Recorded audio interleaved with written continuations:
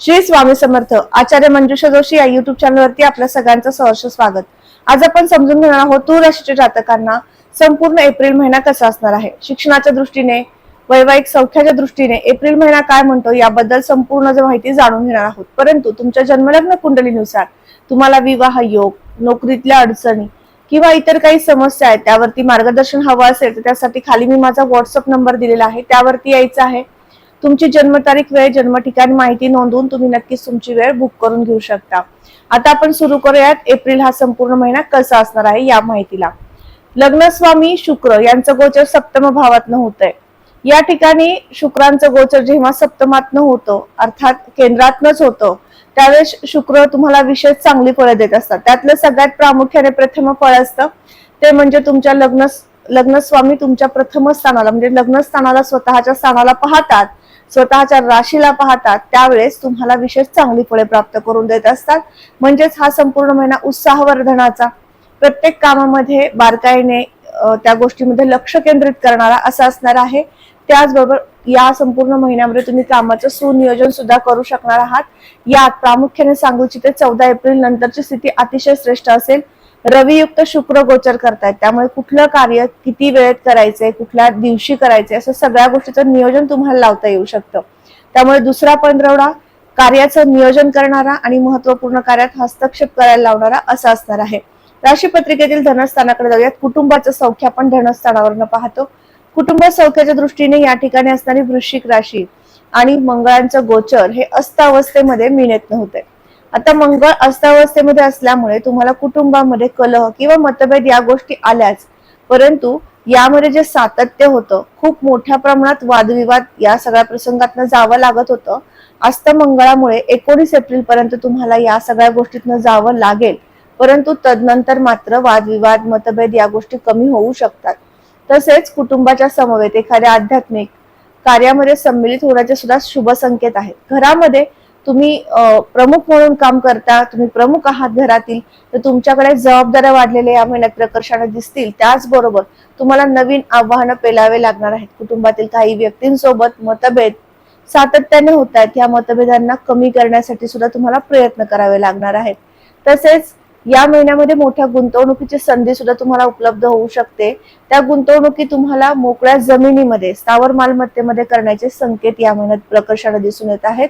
तृतीय स्थान पराक्रम, परिश्रम, कीर्ती आणि प्रसिद्धी दर्शवतं. या ठिकाणी गुरूंची रास येते. गुरूंची रास आणि गुरूंचं गोचर हे मिथुनेतनं होतं. अर्थात गुरु हे भाग्यातनं गोचर करतायत. भाग्यातले गुरु स्वतःच्या तृतीय स्थानातील राशीला पाहतायत, म्हणजेच तुमच्याकडनं परिश्रम हे स्मार्ट वर्क होतील आणि प्रत्येक कामातनं तुम्हाला यशदायी स्थिती निर्माण होईल. जो काही तुम्हाला वारंवार होणारा त्रास होता, मनस्ताप होता, प्रत्येक कामामध्ये उशीर होतोय म्हणून चिडचिड होत होती, या सगळ्या गोष्टीतनं बाहेर पडू शकणार आहात. ही सुंदर स्थिती तुम्हाला गुरुकृपेने प्राप्त होत आहे. याचबरोबर या महिन्यामध्ये नावलौकिक प्राप्त होणं, नवीन गोष्टी तुम्ही काही केल्यामुळे मानसन्मान सुद्धा प्राप्त करून देणं अशी सुद्धा सुंदर स्थिती आहे. या गोष्टीचं स्वागत तुम्हाला करायचंय. मीडिया क्षेत्रामध्ये तुम्ही काम करताय, युट्यूबर असाल, तुम्हाला सुद्धा संधी प्राप्त होऊ शकते. त्या संधीचं सोनं करून घ्यायचं आहे. राशीपत्रिकेतील चतुर्थ स्थान वास्तू आणि वाहनाचं सुख दर्शवतं. या दोन्ही दृष्टीने तुम्हाला हा महिना उत्तम, अतिशय श्रेष्ठ असा असणार आहे. या महिन्यामध्ये वास्तू आणि वाहन खरेदी केल्यास निश्चितच तुम्हाला ती लाभदायक ठरू शकते, परंतु यासाठी योग्य कालावधी म्हणजे दुसरा आठवडा. दुसऱ्या आठवड्यामध्ये तुम्ही काही गोष्टी खरेदी करू शकता किंवा त्याचं नियोजन लावून घेऊ शकता. याचबरोबर 15 ते 30 तारखेपर्यंत तुम्हाला सगळी कामे मार्गी लागलेले दिसू शकतात. वास्तू वाहन खरेदीसाठी काही कागदपत्र किंवा आर्थिक बाबतीमधील काही कामे मार्गी लावून घ्यायची असेल त्यासाठी या 15 दिवसाचा कालावधी श्रेष्ठ आणि उत्तम असेल. याचबरोबर पत्रिकेतील चौथं घर मातृसौख्याचं सुद्धा आहे. शनी याचे अधिपती होतात आणि शनींचं गोचर हे मीनेतनं षष्ठ भावातनं होतंय. त्यामुळे आईच्या आरोग्याबाबतीत सातत्याने काळजी चिंता होती किंवा तिच्यासोबत वाद विवाद या सगळ्या गोष्टीतनं जावं लागत होतं. आता यातनं बाहेर पडाल, नक्कीच तुमच्या आईची साथ सोबत तुम्हाला प्राप्त होऊ शकते. पंचम स्थानाकडे वळूयात. पंचम स्थान शिक्षण, संतती आणि प्रेम प्रणय दर्शवतं. प्रणयाचे संकेत उत्तम आहेत. या महिन्यामध्ये गुरुकृपेने नवम दृष्टीने गुरु पंचमाला पाहतायत, त्यामुळे शिक्षण, संतती आणि प्रेम प्रणय या सगळ्या गोष्टी तुम्हाला अतिशय मोठ्या प्रमाणात प्राप्त करून देतील. मतभेद कमी करतील, नात्यामध्ये गोडवा आणि प्रेम पुन्हा उत्पन्न करतील असे शुभ संकेत आहेत. त्याचबरोबर संतान सौख्य सुद्धा प्राप्त करून देतील. याचबरोबर तुम्हाला संततीविषयक वारंवार वाटणारी काळजी, चिंता यातनं सुद्धा बाहेर पाडतील. अशा पद्धतीने उत्तम योग आहेत. याचबरोबर तुम्हाला काही नवीन शिक्षण घ्यायचं असेल तर राहू पंचमात आहे. तुम्हाला नवीन शिक्षणामध्ये सुद्धा तुम्हाला जाण्याची इच्छाशक्ती वाढवतील. राहू पंचमात आहेत, त्यामुळे तुम्हाला AI सॉफ्टवेअर संदर्भातले कुठलेही शिक्षण सुरू करायचंय, मीडिया क्षेत्रामधलं, ग्राफिक, इंटरनेट या संदर्भातलं काही शिक्षण तुमच्याकडे नाहीये, ही नॉलेज मला हवंय म्हणून प्रयत्न करत होतात, आता तुम्हाला त्यासाठी ऍडमिशन घ्यायचं आहे आणि हा उत्तम कालावधी असणार आहे, 1 ते 2 आठवडा. त्याचबरोबर 3 आणि 4थ्या आठवड्यामध्ये तुम्हाला बरीचशी चांगली कामे हाती लागू शकतात. नवीन कामामध्ये तुम्हाला यश निर्माण होऊ शकतं. तुम्ही नवीनच आत्ता शिक्षण तुमचं पूर्ण झाले आणि नोकरीच्या संधीत असाल तर अशांसाठी सुद्धा या गुरुकृपेने तुमच्या शिक्षणाचा नक्कीच उपयोग तुम्हाला करून घेता येऊ शकतो. अशा पद्धतीने उत्तम स्थिती आहे. आरोग्य स्थानाकडे जाऊयात. 6ष्ठ स्थानावर आपण आपलं आरोग्य पाहतो. आरोग्याच्या दृष्टीने हा संपूर्ण महिना संमिश्र आहे.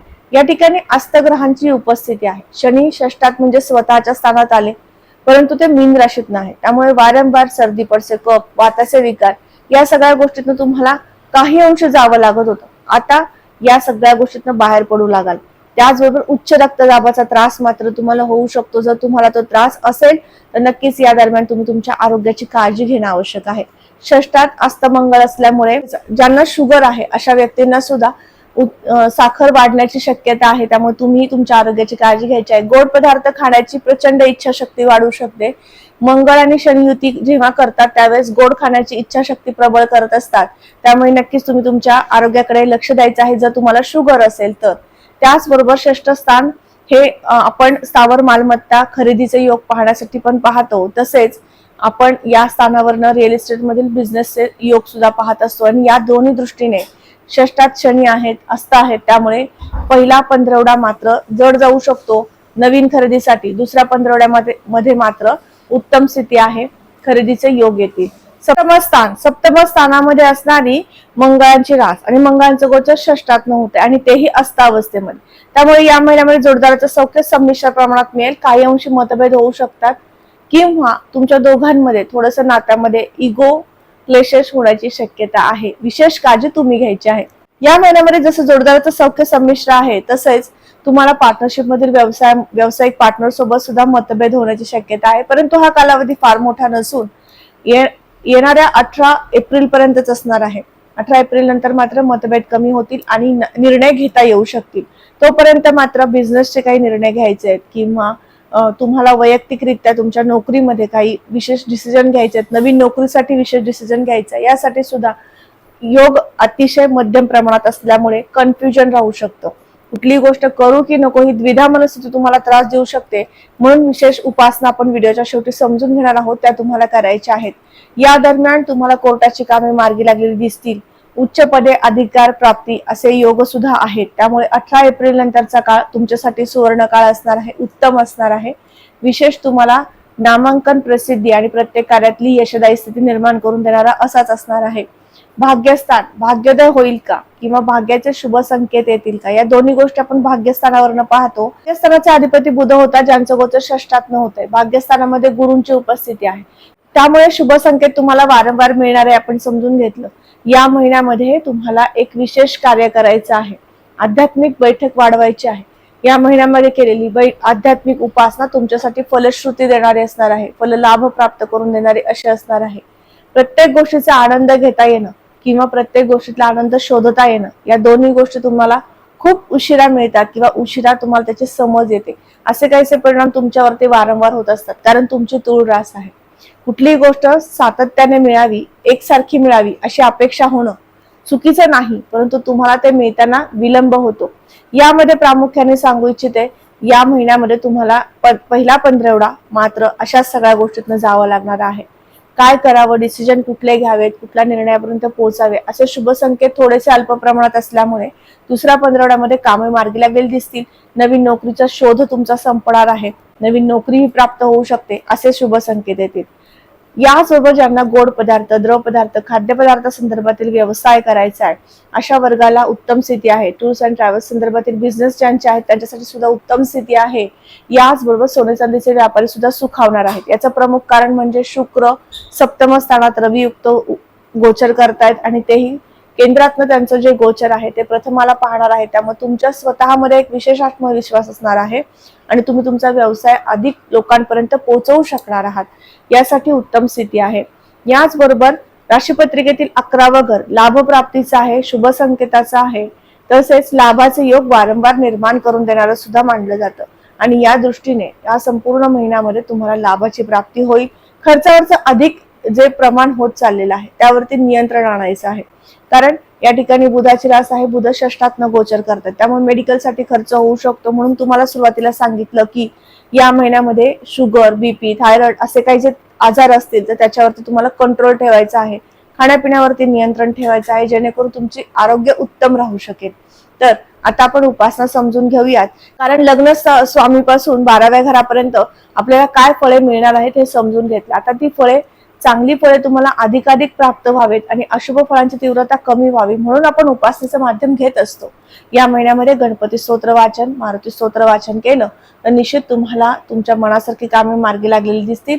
आनंददायी वातावरणामध्ये तुम्हाला प्रत्येक कार्य करता येऊ शकेल। याबरोबरच या महिन्यामध्ये तुम्हाला जास्तीत जास्त दान धर्म सुद्धा करायचा आहे, आध्यात्मिक प्रगती होण्यासाठी आणि त्याचबरोबर तुम्हाला तुमच्या संततीचं सुख प्राप्त व्हावं। प्रणयामध्ये काही अडचणी आहेत, तुमच्या पार्टनर सोबत मतभेद होत आहेत तर ते कमी व्हावेत आणि तुम्हाला विवाहापर्यंतचे डिसिजन काही घ्यावे लागणार आहेत या महिन्यामध्ये, तर ते सुद्धा निर्णय व्यवस्थित तुम्हाला घेता यावेत, अशा सगळ्यासाठी सुद्धा उत्तम ग्रहस्थिती आहे।